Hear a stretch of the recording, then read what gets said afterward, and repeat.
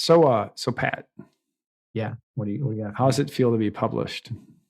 Oh my gosh. That was crazy. You know me in the summertime, like I've been checking email like maybe once a week. And I Right, just right, right. happened to check it this morning. And that was the first thing I saw. I was like, wait, what? I actually totally forgot that we'd reached out or that you got in touch with. Was it Larry Uh, Farzana? it's Larry Ferlazzo, and he Larry Filazzo. We love EL Larry teacher, Filazzo. So and sorry. he writes for Ed Week.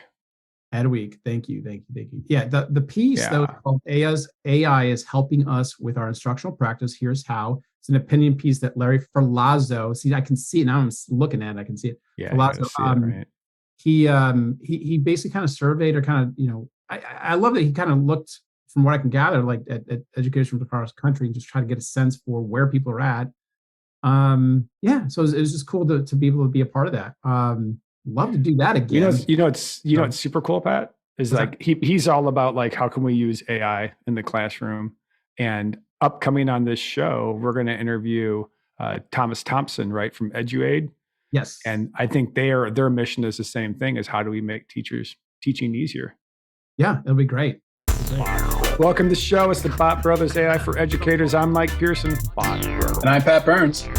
Today we have Thomas Thompson on our show. He is founder of Eduaide.ai. He's also a middle school social studies teacher. Sounds like you've been, I think, teaching for maybe 5 years.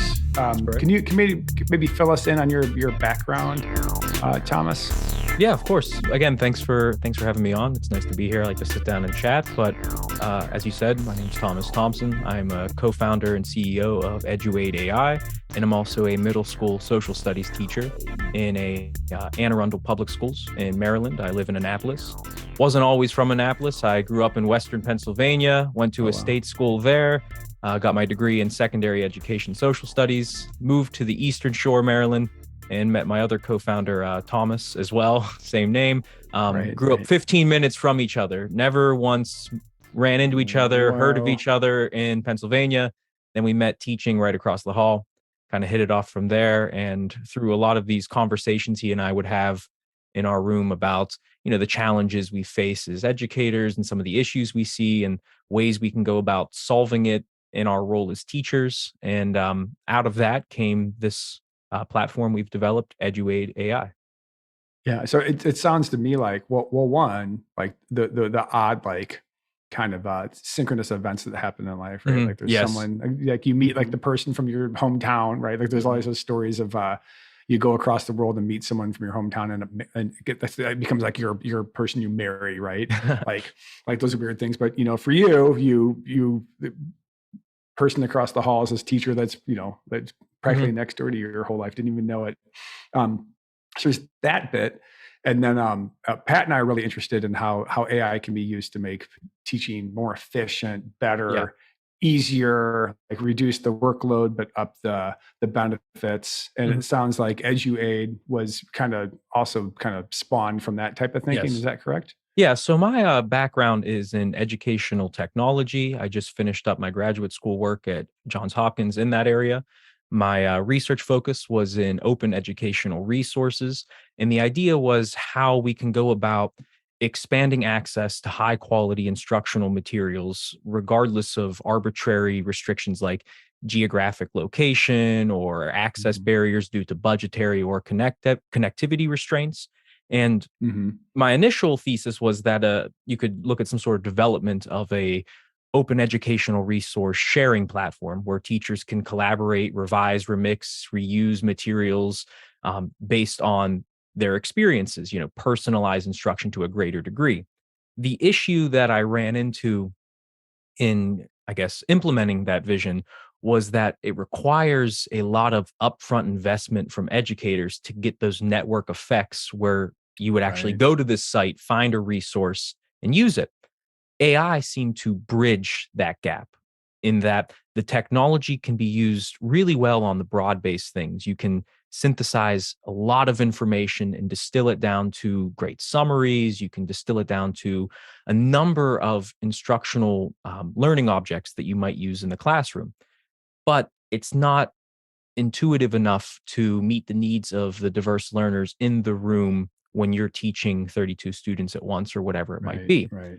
So we found, okay, we can use the power of AI on the back end, lesson planning, where teachers need more time. Right. And since we can't expand the amount of planning time available, we wanted to develop this platform to, again, shrink the amount of effort needed to create high quality instructional materials. Yeah. So, couple things in there. One, you totally sound like a founder because you're talking about network effect, right? So I suspect that you've been reading like the Peter Thiel stuff, right? And Not too much Peter Thiel. I read a lot of oh gosh, this is going to sound awful. I guess I read a lot of Adam Smith, and of Right. course Marshall McLuhan is a great I guess mentor to me. What was his famous line about? The media is the message, right? The Yeah, idea that the media we message, consume, yeah. again, shapes. But then that gets problematized, looking at some of like the media effects debates from the 90s. And I can talk about instructional design, or I can talk about, I guess, the business side of it as well, wherever we want to go. Yeah, no, we go all over the place because I think it's what we're just interested in ideas and yes, and also the AI stuff. So I was just kind of thinking, I was like, oh yeah, yeah. All right, so you had said that you were kind of interested in like kind of leveling things and making things open. So are you doing like Creative Commons licensing? Are you open source? Mm-hmm. So that was, again, what interested me when Thomas brought up this idea of using AI as a means of kind of, again, leveling the playing field, as we were talking about. And the thing that initially struck me was the idea of ownership, right? Who is in control, who has ownership of these resources, right? Who Right. has who's liable for how these resources are used, right? If a teacher, say, uses a large language model and they don't properly vet the accuracy of the statements therein, and maybe they teach something that is actually off standard and it doesn't align, who then would be liable for that? Is it the teacher? Is it the data that the AI model was trained on? Is it the company that offers the model, right? And then let's say maybe the teacher shares that resource they created. Now, let's say it's an accurate one, moving beyond that first example. Who then has ownership over that and that resource there? Is it the teacher who has ownership? Is it the company that is building the platform for the model to be used? So there were a lot of questions around ownership. And it seems to me currently, and it's going to take many lawyers and many years to kind of hash out because there's a whole new crop of companies that are going to need the legal treatment.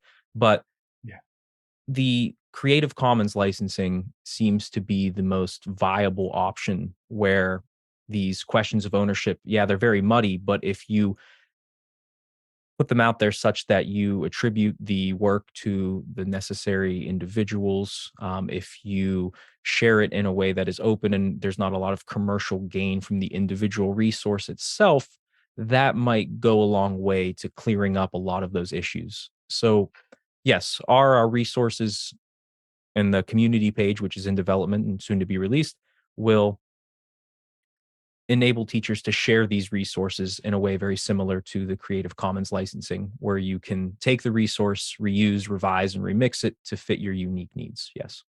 Okay. Well, correct me if I'm wrong, and this is really my ignorance talking. So if you guys need to educate me on this, please do.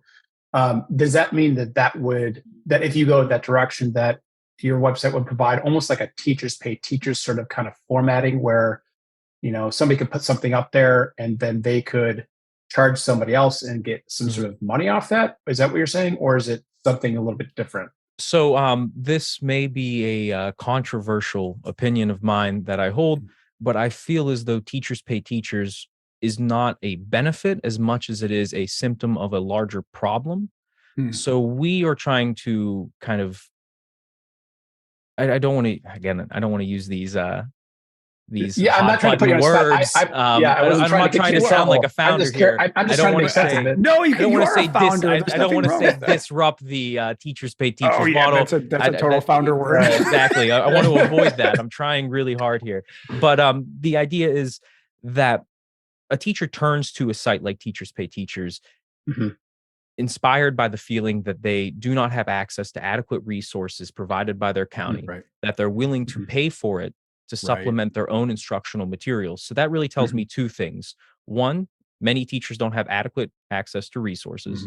Second, many teachers don't feel confident to develop adequate resources on their own in the face of scarcity. So how do we answer those two problems in a way that is far more cost effective for the individual teacher? Well, as I was stating earlier with my open educational resource problem, is that you need a lot of buy-in from teachers to get those resources on Teachers Pay Teachers to get enough competition to drive down the cost of each individual resource such that it's economically viable for you to keep buying resources.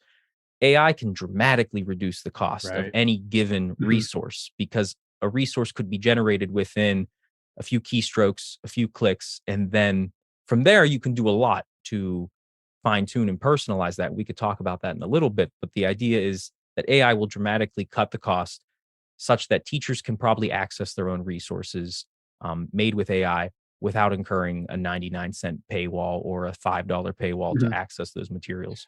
Well, then you're bringing up an interesting point about how AI allows for greater equity if it's harnessed properly, right?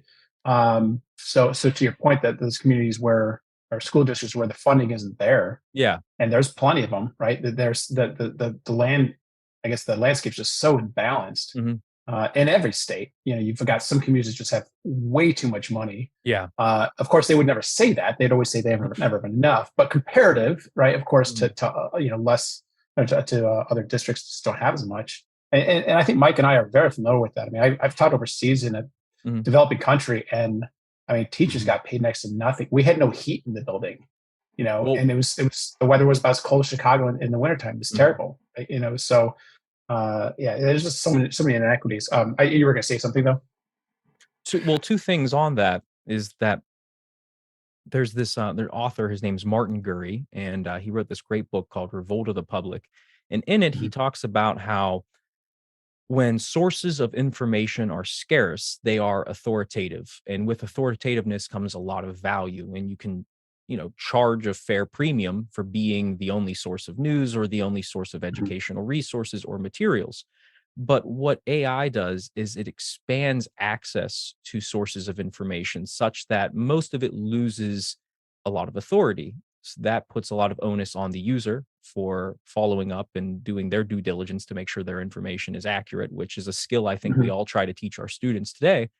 But also, to your point about use overseas and in international schools, we're seeing in our feedback that that's where a lot of our user base is coming from. Those teachers who are in those circumstances where they need flexible resources at a very low cost that can be shaped to fit their very unique circumstances. Well, so to that point, tell me if this makes sense. I don't know if I'm misunderstanding it. It sounds to me in some capacity that to you, it seems like this is a moral imperative then. In other words, that it's essential that we have to find ways to bring costs down for education so people can better themselves. But it seems like you found a way to kind of marry that philosophy or that moral imperative with the AI, which is pretty astounding, actually. I mean, education is a public good and a foundational human right. And the fact that there are educators out there, people engaged in doing that work, have to go out of their way and use their own resources to deliver high quality instruction. I mean, it seems to me counter to what our education system stands for and counter to the true aims of doing education, which is broadening the access of an individual to resources such that with knowledge, skills, and dispositions, they can use those resources to better themselves, better their community.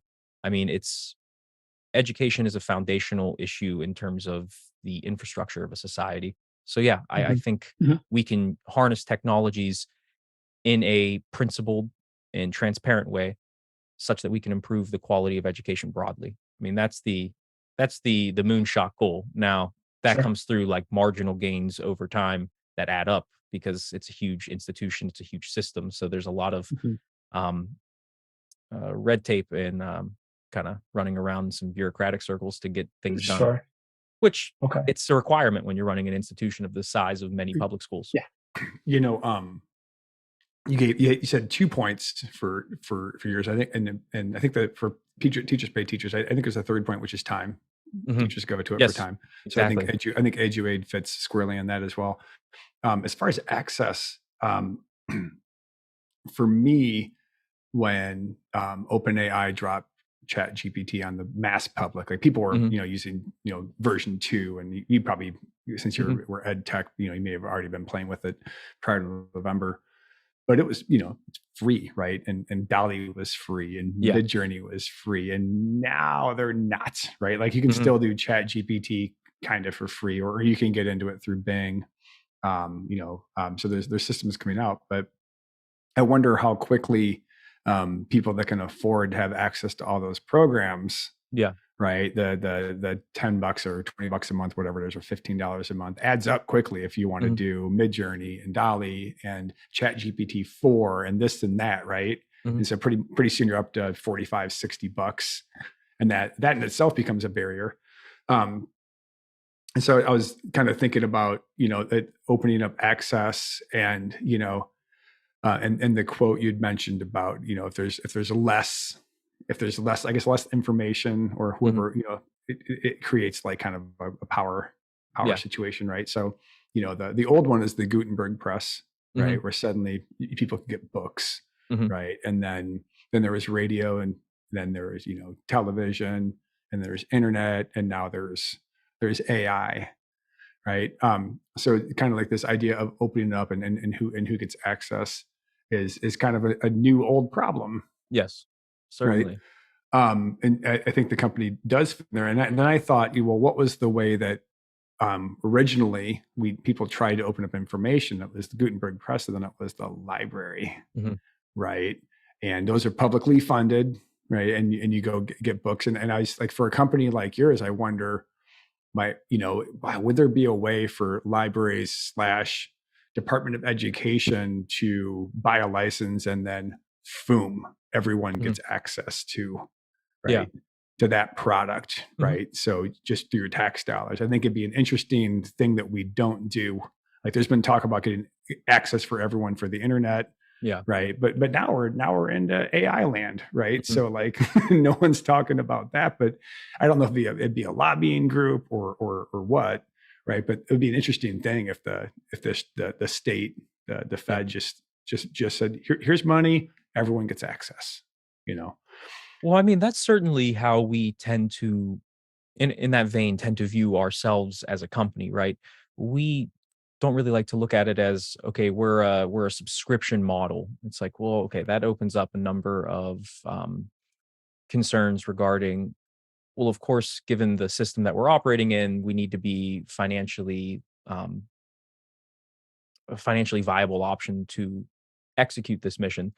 But at the same time, we kind of view ourselves as infrastructure, right? We're laying down a platform as a user interface that enables teachers to best interact with this AI so that they can, again, shape it for their purposes. And while infrastructure is important, I mean, crucial even, at base, I look at it as a tool used by people. So as such, before looking on how we can improve our platform or improve the infrastructure, to use the example, one should look at how people currently interact with the present systems, and then you develop a tool for the people in their use, and not just develop a tool as an end in itself, which I think is a problem with a lot of tech adoption in schools. It's very kind of, I see a lot of faddish adoption, right? Well, we got this Sure. because it's the new big Yeah. thing and we're putting one up in every Sure. room, and Yep. there's not a lot of Shiny. professional development on how to use it, but you'll figure it Right. out. You're Yep. tech savvy, right? Right.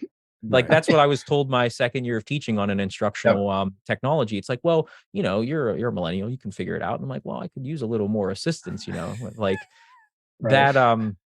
There's that Well, mix of teachers' comfortability using the tool, and we really want to Right. well, take that. Right. on that point, then, Thomas. I mean, with your site, would you be able to kind of show us a few things Yeah. in Yeah. terms of? I mean, you can't go through the whole thing, but Mhm. for our viewers or listeners out there, because we'll have this up on YouTube, but so just check out our channel there. But you can take a look and see.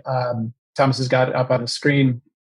The I guess the it's not the, what did you call this, the landing page, or technically not a So landing I page? can go over. So this is the actual landing page when you first There we go go. to the Okay. site, right? And this is just like your typical landing page, lays out all of our various features and what we offer. Mhm. And I won't spend too much time here because I'll show you the features. That's fine. But Right. in the top corner, they'll say a little button like try for free. That might be misleading. It is totally free. We have no paid package yet. So if you sign up, you have 100% free access. And we're going to keep a large part of that always free. Well, and so to that point, then Thomas, for many any educators out there, they're looking for something that's not going to cost them more money because we're already spending on various school supplies, classroom supplies, whatever the case may be, or other subscription based things. This is an option there that is free for you, so it's something to kind of take into account. So what do you have for us? So when you launch the application, it takes you first to our workspace. And our workspace is built on a variety of tools, and there's more to come. But currently, we have our teaching assistant. This is the broad-based area where we felt teacher, regardless of subject or grade level, will engage in these activities, developing lesson plans, unit plans, making announcements for the class across learning management systems, perhaps planning for substitutes, developing syllabi, engaging in some form of direct instruction, perhaps, because again, this might not be incredibly a popular thing to say, but direct instruction is certainly necessary. You have to build prior knowledge before you can engage students in any kind of creative work. Yeah, can I interject real quickly on that? I really appreciate you saying that because I think that too often, I don't know why we do this.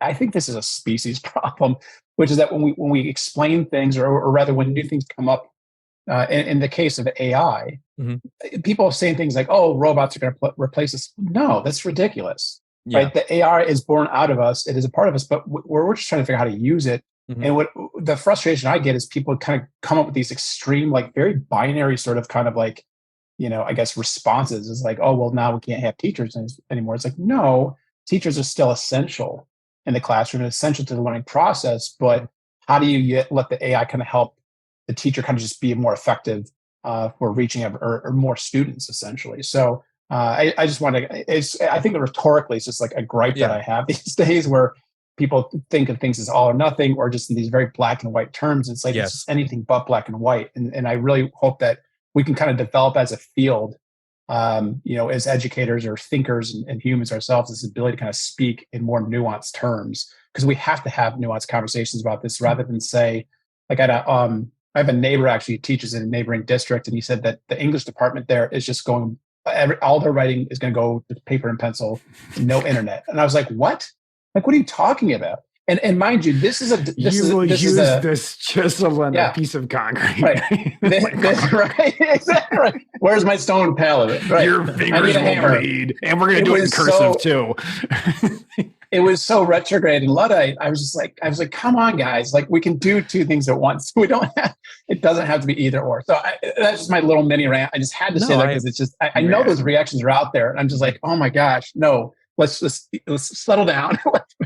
Yeah, well, that's one thing. Rants are welcome. That's one thing I was happy to notice in the AI space is that a lot of the discussion tends to take on a little bit more of a nuanced view over time. Of course, there's the initial gut reactions, right? We've all watched the Terminator in 2001: A Space Odyssey, and everyone makes these comparisons.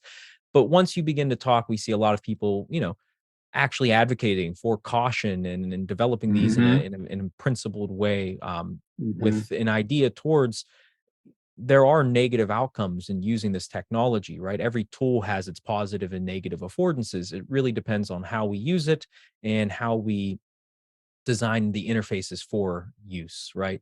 And that's something we've really been conscious about in our platform, is developing a very modular system. And to that end, let's start with Can I real quick, like for people listening, which is most of our people listen to the podcast, essentially when you open up Eduaide, you get like a left, like kind of navigation bar that has assistant, content generator, Eduaide chat, feedback bot, community, and then save content. So it almost looks like ChatGPT on the side. And then you get a middle panel that has like the modules, right? There's a lesson seed, unit plan, class announcement, email home, substitute planner, direct instruction script, syllabus starter, evidence statement. And below that, there's a place for keywords. And then the third panel, it's like 3 panels, is like what appears to be kind of similar to a Google Doc, like a word processor page. Okay, so that's what it looks like. And then Thomas, go ahead and maybe give us a ride. Yeah. So we'll look at a lesson seed first, and then from there I can kind of show you how you can stack things and build things atop generations. So I'm a social studies teacher. Let's say I'm teaching about the writing of the Federalist Papers. I don't know why I come back to this example when I run demos of any kind, but it's a topic I like discussing. So, lesson plan, of course, the writing of the Federalist Papers. I have it geared towards 11th and 12th grade. We offer a number of different grade levels, of course, K through 12.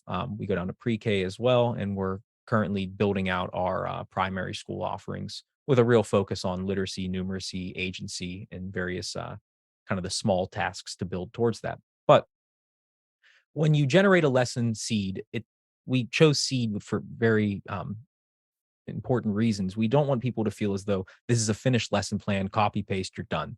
What it does is it gives you a range of possibilities that you can then use to develop a lesson of your own, right? We don't Right. want the AI to do all the work. We don't want to automate teaching. We want to create a system in which the two complement and benefit each other, right? I'm a huge Star Trek nerd. I want to give teachers Lieutenant Commander data. Like that's what I really want to do, right? Right. A great team player. Of course, this doesn't have sentience or consciousness, so don't feel worried in that regard. Objectives. So scaled to Bloom's taxonomy.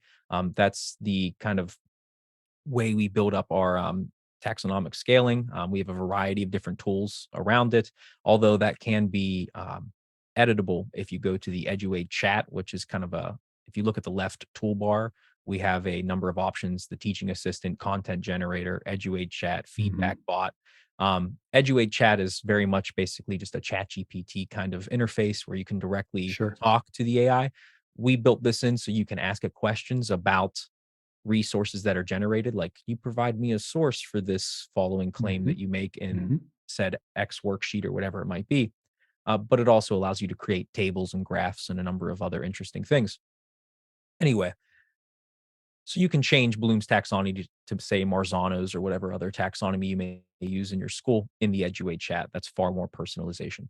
It also gives you a range of teaching strategies. So for teaching the Federalist Papers, it says I can engage students in a few different things. I can do a Socratic seminar with a discussion-based format where students can analyze and evaluate the arguments presented in the Federalist Papers. And then when you go to the content generator, we have a bunch of tools to help you with that, right? We can look at developing a script for introducing a debate. We can do a number of discussion, open-ended questions, and you can build a Socratic seminar lesson around the Federalist Papers if you so choose, or whatever lesson you are topic you're teaching about.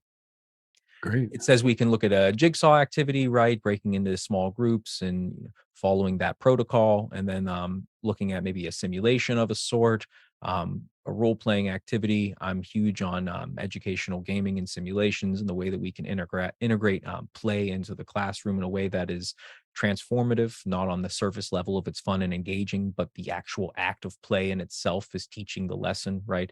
Yeah. A number of cue sets for introducing the start of the activity, a range of activities that you can use in the classroom: close reading, collaborative discussion, assignment ideas, real world skill development, right? So engaging in research and analysis or persuasive writing, ways to integrate some actual applications beyond the classroom, and then a range of closure questions.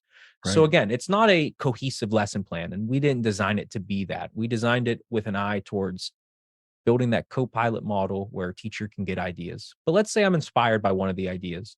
Let's Okay. say I'm really interested in doing a primary source analysis, maybe building a jigsaw activity around it using a range of documents. So for that, I will save this document as Federalist Papers lesson seed, and I will save it to my content drive. So all your work is savable. You can go back, edit it, add to it. So if I jump over to my content generator, it takes the lesson plan with me. So that imports over to the other tab, to the other page. And let's say, okay, I'm going to hone in on analysis as my objective, right? So I want to compare and contrast the Federalist Papers with opposing viewpoints. And I'm going to do a jigsaw activity. So I will take out my other options. Great. I have my Got it. focus in place. So let me change my subject. We offer science, social studies, math, language arts, enrichment, a Mhm. variety here. Feel free to jump in at any time or interrupt me if I'm going too long. Reading comprehension, primary sources here. Let me go Federalist Papers, the writing of the Federalist Papers and debate. So while you're generating that, you've clicked on this reading comprehension primary sources like tab, if you will, Mhm. and you're just typing in this topic or keyword box the writing of the Federalist Papers and debate regarding, and the idea that it's going to kick out essentially what? Just like Yeah. how do you go about doing that? Or So I chose my objective as comparing and contrasting the Federalist Papers Yeah. with opposing viewpoints. So my topic idea then is that I want to have the students engage with a primary source that will be nested in context to show Mhm. how this specific text or diary, newspaper, whatever it might be, Mhm. kind of provides an illustration or an overview of what that broader debate was about. Now, you can do this with any number of content areas, right? You can import directly a standard that you're trying to address, Right. and you can build assignments that will address that standard. So it says topic or keyword. We're going to add a topic, keyword, or standard there. So yeah, you can take a standard that you have, paste it into the text box, Mhm. and you can generate aligned materials to address that standard. So let's see what this reading comprehension primary source resource will bring to us. Oops, zoomed in. All right, add to workspace. Okay, so it's just generating It's essentially. generating a text currently. Yeah. So it's giving us some context with some subject headings. Right. So title: The Federalist Papers, Unveiling the Debate That Shaped a Nation. Not a bad Oh, title. Introduction, right? It's going to provide a just a little bit about what the Federalist Papers were, right? Some So context. yeah, the context, exactly. Nesting this in context. Context is crucially important. We want to activate prior knowledge before we engage in deeper instruction. Okay, so then it says the writing of the Federalist Papers. That's the second paragraph that kind of Mhm. takes that context and begins to link it to what we're about to read. And it just tells us who was engaged in the writing, what exactly the thesis of these writings were, and then the use of the pseudonyms in various newspapers, showing that maybe they didn't want their names attached to it because it was a hot button political issue of the time. And then, Mhm. okay, we get now to the heart of this reading article. The publication of the Federalist Papers sparked spirited debate across the newly formed United States. And then it lays out the Federalist and the Anti Federalist. And then it says that one primary source quote from the Federalist Papers encapsulates the essence of this debate from Federalist number 48, James Madison. An elective despotism was not the government we fought for, but one in which the powers of government should be divided and balanced among several bodies of magistracy, as that no one could transcend their legal limits without being effectually checked and restrained by the others. Now, I have 2 copies of the Federalist Papers in my room right now. We could run a live fact check if you like Right. to show you that that is there. You're preempting the questions I Yeah, have. I Which was is like, how do totally you know gonna. that's accurate? So what you so- could do is you could say take that primary source. Maybe you're worried about it, and you Right. could pop over to Eduaide chat, and Mhm. I could say insert this primary source, and I said for example maybe oops. I give it the quote. Could you provide a site where I Mhm. could Like verify Wow, essentially very the. cool. Yeah. Okay. Okay. So it actually kind of, if you have those questions of doubt about is the information is kicking out accurate, go back to the Eduaide chat area and ask it to give you an actual citation. Mhm. And now, having said that, and I don't know if Mike has had this experience. I know that I have, where I've had students give me citations and then they're inaccurate. Now, having said that, it is also sometimes giving me accurate ones too. So you still have to double check and make sure it's accurate and go to it. In this case, it looks like it's popped up a Yale Law School web address or URL. So I imagine if you click on it, it'll probably open it up to, and you could So then we are verify. now Is at that the correct? Avalon There it Project. is. Takes There you me go. right to the Federalist you- Paper number 48. Right. I'm reading Right. this in the Yale Law School's law library, and now Right. I have the actual text in front of me from the Wonderful. Wonderful. the claim that it made. Well, and there's your primary source. Okay, cool. Yeah. And then all the questions and all the context and debate stuff surrounding it, you just got in about a minute or two. Yeah. And then you can further Okay. personalize that by, say, adding multiple choice questions to it, or building a taxonomy of questions around it, or building in some essential questions. So let me take that quote again, and I can highlight it. I can paste that into the topic bar, and I can say multiple choice questions, and it'll generate 5 multiple choice questions tied directly to the text that you are asking it to generate atop. So you can build in targeted questioning around a specific set of text or any problem or even existing resource that you have. Maybe you want to work with what you already have in your classroom. Well, now you can take that, you can paste it in here, and you can develop a number of reflection questions. Now, these multiple choice are fairly surface level. I mean, they're based around just kind of comprehension, knowledge level. But that's why we have areas like the discussion prompts, or reflection questions. So, yeah, exactly. Yeah. Okay. Let me kind of reiterate really quickly, because I think if you don't see this, I think it's tough to follow. So you clicked on lesson seed, and it gave you like a lesson that you said is like not one that you'd use out of the box. And then what it was almost like a menu. Here's a bunch of stuff you could do for that content you want to do. And then through a process of you just deleting or erasing all the stuff you didn't want, you got 2 things that you did want.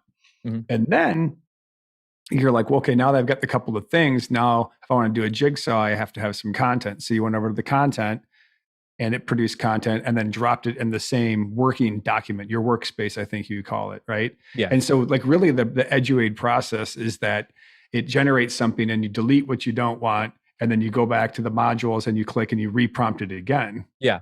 Right. So essentially, I think for me, like I'm looking at this being like, yeah, you could do all this through Chat GPT, 4 or 3, whatever is 3.5, whatever. I was like, but what you guys are doing is like you just lowered the bar to having to learn how to do all the prompting and all that stuff, and just made it really easy to use. We really took existing large language models and focused them with an educational intent. Yeah. Right? So really just fine tune the offerings to fit the needs. Well, and on that point, but it's also, the one thing, and Mike and I've talked about this before, just privately, we're like, I mean, I use ChatGPT regularly, but the interface is a little clunky and not particularly attractive to look at. It's a good looking site that you have here. Eduaide looks sharp. It looks really well put together. It seems very intentional. And whereas ChatGPT, it just seems like they threw something up and you're like, yeah. I swear to you, it feels like a computer programmer made that with like that kind of mentality. Whereas you seem to be very focused on. I mean, it makes sense that you and your other co-founder, the other Thomas, Thomas Hummel, are teachers, right? Because it seems like you're understanding that for a mass group of people, they're going to need to be able to have a different interface where visually it's interesting and intuitive. I think you're going to add something there or jump in. Yeah, I mean, so this was very, of course, it was intentional. We designed it, but the workspace came from a desire for just really a minimalistic aesthetic, right? I was reading a lot about author Kenya Hara, who was talking about his book is called Designing Japan, and it's about the minimalist approach applied to infrastructural development, applied to things beyond the realm of art and design. And we approached a system. It's like, well, let's cut out all of the extra anything, right? Let's just make this really simple site, and in simplicity, if it's done at a high level, you can have some sort of elegance that comes from that. And that's really what we wanted to achieve. Now, that's a work in progress. We're not at it completely. There's some things I'm excited about that we have in development. But I mean, if you look at my saved content on my Eduaide account, I mean, I developed a lesson on architecture design in the natural environment. So I very much like to spend my time saying, okay, well, what is it about this? What is it that we encourage teachers to do with this specific workflow? Or, are we hiding this specific button? Can they get what they want in under 3 clicks, or are they going to have to explore? Yeah.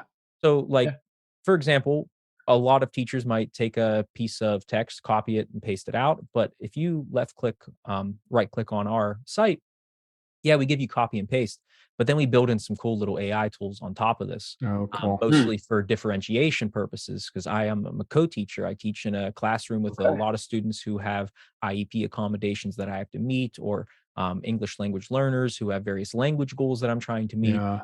And I was finding that I'm jumbling 5 or 6 different tabs because I'm jumping over to Google Translate to get a quick translation, and then I'm hopping over to scale the Lexile level up and down to meet the needs of my readers. Well, Right. now I can scale the difficulty up or down right here in Yeah. Eduaide by highlighting the text and increasing or decreasing the super cool. difficulty. I can translate it right in the workspace. I can add multiple choice or open-ended questions on a highlighted piece of text. I can extract a glossary Awesome. of keywords. So let's say I take Wow. this section here, I highlighted a big chunk of text, and I say extract keywords. Well, now I have a number of high impact words from the text with its Right. term and definition. I can plug that at the bottom of a article I'm giving to the students. And now I've worked in some vocabulary with the assignments. I'm Yep. providing some scaffolds towards learning. I can chunk the text to break it into smaller paragraphs, generate headings that are better than the ones that we built in atop the text, although I Wow. think our initial headings were pretty decent. Super cool. So it's really just taking AI and Wow. breaking it down into its smallest constituent parts so that teachers have the freedom and agency to stack them to meet their needs in a way that only a teacher collaborating with an AI can do. Yeah, it's clean, it's efficient. Exactly. Hey, your co-founder, Thomas Hummel, is wanting to come in, looks like. I mean, You want me to I'm let not him in? sure, why not? I Keep him mean, out? I'm not sure He how much must have heard time me talking about him. I think He's we're like, going. Pat is talking smack about me. I got to come in and defend myself. Sure, that's what was going on. Yeah, so this is just a really it's just easy to use. It's Yeah. easier than trying to like slog through, which is weird to say about Chat GPT, right? But sometimes there is some slogging. Like you do a prompt and you reprompt and you reprompt again, and pretty soon your thread is fairly huge, right? And you guys have figured out a way to not make people do that. That's pretty awesome. Yeah, I mean, it's while we viewed ChatGPT as really kind of, again, closing barriers to access to information, but there's still the you're still intimidated by that blinking cursor when you're really not sure where Right. to start.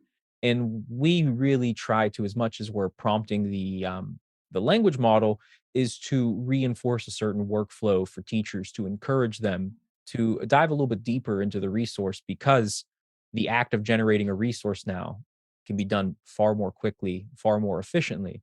So if we break everything down really small, we give you all the tools clearly laid out, clearly described, clearly listed for you to then take and use as you Yeah. will. I mean, some of the feedback and videos we've been getting from teachers using this, they're so inventive. I mean, they're using it in ways that we didn't even predict once we put it out there, right? The ways they go about stacking different resources together, Right. or the connections they see between resources. Whereas I might have generated a lesson seed and then hopped over to reading comprehension because, again, reading and writing for me in the historical field seems like the crucial skills to build.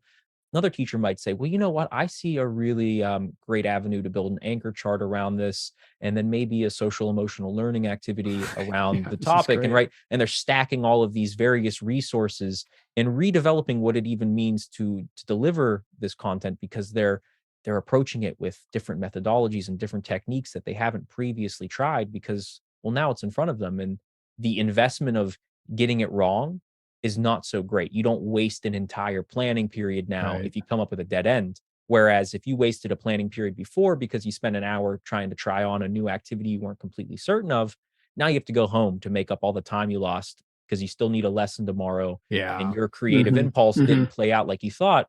Well, now that barrier to being creative and trying something new is lowered. And in fact, your knowledge of new concepts and techniques may be broadened because the AI is bringing you new things you didn't consider before. Yeah. So there's still a slight bar because you have to figure out Yes. how to modular, but I still think the bar is lower than just learning how to prompt well. Oh, certainly. Right. Yeah. So I think it's prompt engineering easier. stuff. And then we've been talking to some designers, and recently we were talking to David Miller, who's an industrial designer, and we kind of discussed how sometimes the design can kind of make you use a tool in a certain way. Yes, exactly. And so it's interesting that, this is Thomas and Thomas's brain and like how you would do stuff. And then other people start playing with it and they use it in a way that you didn't think that they would use it, And so you get these kind of cool results. But yeah, this is great. And that's really why we didn't want to restrict teachers' movement, because I see some other products out there that I've used that will kind of give you a fully fleshed out document in like PDF format for you to use in the classroom. And it's like, well, I want some flexibility. And we wanted to overcome our own bias, because I know that I approach the classroom in a very different way than my co-teachers approach the classroom, right? I might be a very dialogue-based, engage students in discussion, relate the material to their personal experience, and kind of go from there. Very kind of a looser feel, where some teachers might have a completely different workflow. So by making everything small, we want to accommodate that. Well, it sounds like almost every time you do a lesson or someone gives you a lesson, you're always like, nah, I'm not going to quite do it that way. There's only one other teacher that's ever been the case where I'll use his materials exactly as they are. That's my 11th grade social studies teacher. Taught me everything I know. He's my mentor. He sent me a whole packet in the mail, and I use those resources all the time. I mean, and a little bit of him is in this. I mean, it's his methodology, his philosophy of education that really kind of informs how I approach it myself. Yeah, I had a teacher that sent me all of their materials for whatever English class, and I was like my first or second year, like this big box like in the mail. And I started looking at it and I was like, what do I do with this? Just put them in a campfire, gone. Well, Thomas, just real quickly, because Mike had brought up David Miller in our previous episode. He used this term Maya, which is most advanced yet acceptable. And it sounds to me that that your platform here essentially is kind of aiming to make things basically about make the design as advanced as possible. In other words, tapping into the AI as much as possible, but to do it in such a way that the most amount of people are going to be able to accept or embrace it.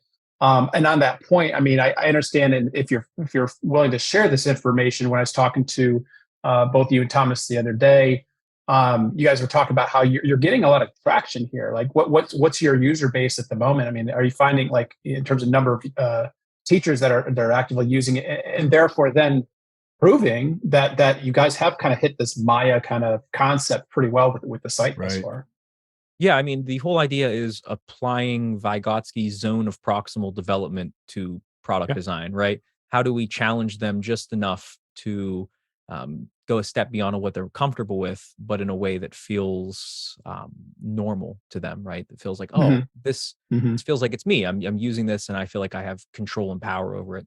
And we're developing a tutorial for first-time users that'll kind of like highlight where to go and what to click and kind of reinforce the workflow. But to your question, our user base is about 25,000 users currently.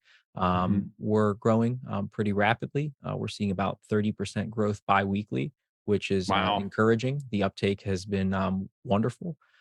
We have been soliciting a lot of user feedback, so we're really trying to address a lot of the needs that weren't originally there. For example, we just added, if you were to click this gear shift in the top right corner, you'll see that we have 16 different languages. That's so now. Amazing. So we offer this platform for people in a variety of circumstances and areas. So we saw a lot of users, for example. Sorry. Real quickly, Thomas, when you click on the different languages, that intrigued me, partly because obviously there are plenty of schools out there that service maybe communities where maybe there's a language or two. Our particular district, I remember a year or two ago trying to figure out how many different languages we have that students speak in our building. It was like over 17. I was like, oh my God.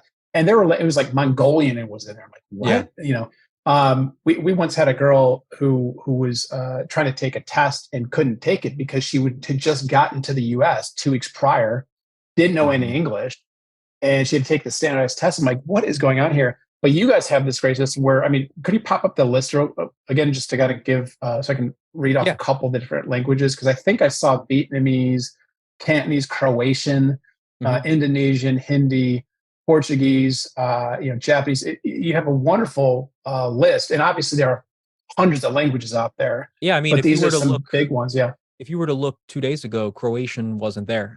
We got feedback from a user who said, I really like your product, but I've been having to translate everything into Croatian. Can you add that? And within 24 hours, we were in My Croatian. gosh. I mean, Wow. the Yeah, you got turnover time with Arabic. this turnover time with this technology is, I mean, it's insane. It still is jaw dropping to me. So currently, for people who are watching, I'm generating a lesson plan around Dogen, a Zen master, and the Soto Zen school in Japanese. Right. So we are, Wow. and then I can say, take that text, right? Let's say I take a chunk of it, and I can now translate it right in the workspace to say Spanish from Japanese. And now we have our lesson being generated down here in Spanish. So a lot of flexibility in terms of language. Super as well. killer. So Thomas Hummel, you jumped in the room, or you have anything that burning questions or points you want to make? Thanks for having us on. I just was coming in here for the wrap up, and I just wanted to introduce myself and say hello. All right. Good to have you. So let's do the wrap up. That was a great segue. You're like a plant. So Thomas, it sounds like your exigence, your reason for this existing is to try to help out teachers and students to allow quality access that teachers don't have for various reasons, to have high quality materials. So you built this whole product that simplifies all the AI stuff. And while there is a slight bar to learn the product, I think your 10-minute demonstration, Thomas, like probably showed me how to use it, because before the show I was kind of playing around with Eduaide, and I'm like, I don't quite get this, but like in 10 minutes I'm like, oh, you stack things, this totally makes sense, and you delete, and I got it. So that's super cool. I think this is going to simplify a lot of people's jobs. And so, thanks a lot for coming on the show. Is there anything, last things you want to say? Well, actually, could I ask you a few questions? Yeah, I'm sure. kind of curious. Because mint chocolate chip is my favorite ice cream. That's all you need to know. Well, you've been hosting the podcast, having conversations, doing a lot of thinking in this space. What do you see as maybe some of the we'll start with the positives. What do you see some of the positive trends of AI use in education? Like, what makes you feel encouraged? You're like, wow, this might have some solid outcomes after all. For me, it's I think it's the efficiency and time, being able to create things more rapidly, think in different ways, have students do things they couldn't do before. Also, for my job, having students use AI is that kind of dramatically altered my classroom, and I think in a really cool way. Pat, what do you think? Yeah, I would say for me, it's personalization. That every teacher has encountered scenarios where we get a boatload of students. Well, I mean, if you're elementary, you might get 25, 30, whatever. But at any given semester, I could have 120 to 140 different students. And that's, so I'm having over 200 students in a school year. How do I service all of them? It's next to impossible. And the idea that I can try to provide that AI, I can leverage AI to better tailor to the needs of the students and their interests, to me, I think is huge. Because too often we hear, this is nothing new, but too often we hear about students feeling disinvested, or as if like the education isn't really built for them. It's like, but for me, I guess the moral imperative to come back to that early idea is, how do we use the tools that we have before us to just meet students where they're at? It shouldn't be, I feel like education too long, it's just been a one-way street. And it's been like, well, what the teacher says, it's like, you know what, we have a lot of important things to say. Yeah. But if we're not meeting them where they're at and helping them to kind of cultivate and grow and learn on their own terms, I think we're missing the boat quite a bit. And the one thing I ask my students every year is I say, well, who's your best teacher?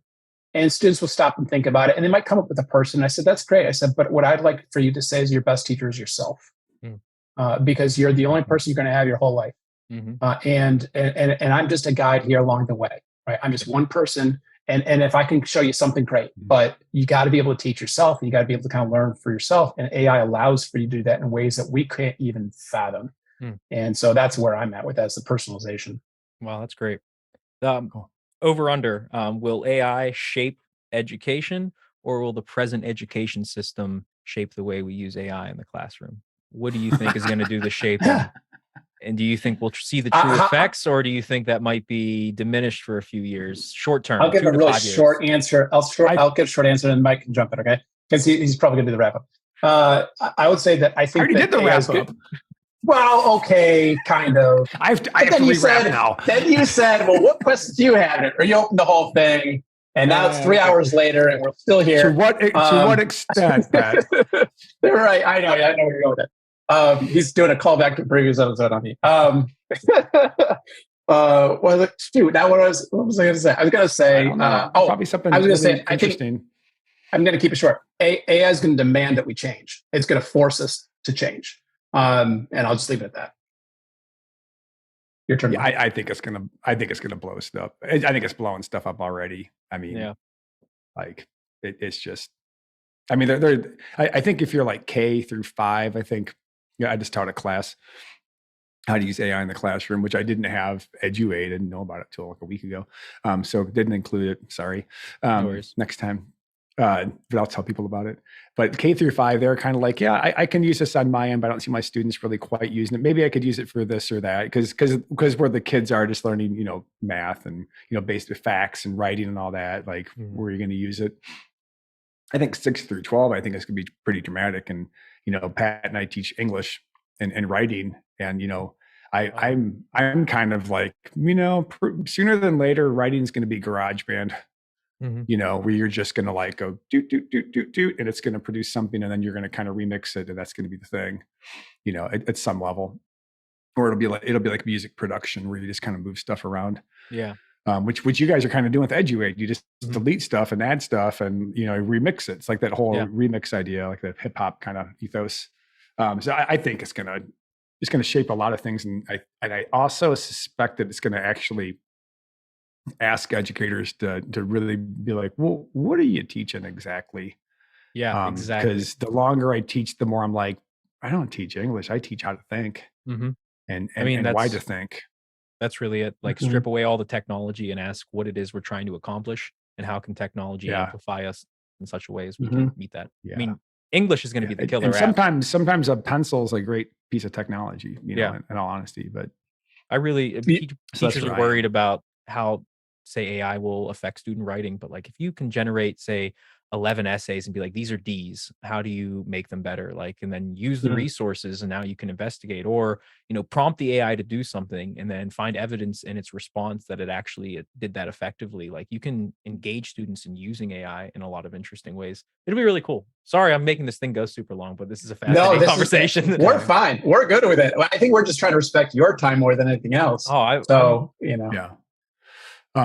yeah, we are on summer break. I'm not going to rewrap again, but still, man, I think Eduaide's really cool. I think it's going to be helping a lot of people, and I think for sure some tutorials. That'll help. But it's a great website. Forthcoming. I mean, it'll be a first login if you're a first time user. It'll be we were inspired by Microsoft's Clippy, right? We hated that you couldn't. Hold on. We hated that you couldn't make it disappear when you wanted it to. So we're not going to make you do the tutorial every time if you don't feel like you need to. But first time login, we'll register that it's like, hey, it's your first time using Eduaide, and then kind of do a little tutorial where we'll highlight a specific thing you can do and explain how to, reinforcing that workflow of first you source it, then you shape it, then you share it. Right? You have to go follow that 3-step process. Is it weird that I kind of, in all honesty, whenever I kind of figure something out, like on my car, I just go to YouTube. I think that would be like a couple of videos. Yep, there's a YouTube. The user manual is in the works. I'm on the 5th tutorial. I'm going to release the whole package here. Very cool. I got a few things coming up this week. But after that, I should have some free time. Yeah, keep us in the loop, with the links and stuff. We'll put them in the episode notes as usual. Yeah, and we'd love to have you guys back, just kind of see how things are humming along and where things at, and where the Eduaide site is kind of growing and developing. We'd be happy to. Yeah, that'd be great. This was a lot of fun. Episode if you're interested. Cool. We've enjoyed it too, I think. So. Yeah. So thanks for coming on, guys. Thanks for having Thank you so much. Absolutely. Bot Brothers. All right, that's the show. Give us some stars, follow us, like us, share us with someone that's AI friendly or interested. Subscribe to the channel. If you want to get hold of us, you can go to rss.com. There's a Google form you can submit. You can get hold of us on Twitter, the Bot Brothers. We got a Gmail, the Bot Brothers AI at Gmail. Mr. Pat runs a Facebook group called the Bot Brothers AI for Educators. And there's a YouTube channel. You can probably comment there too. All right, thanks a lot for listening. Hope you catch us next time.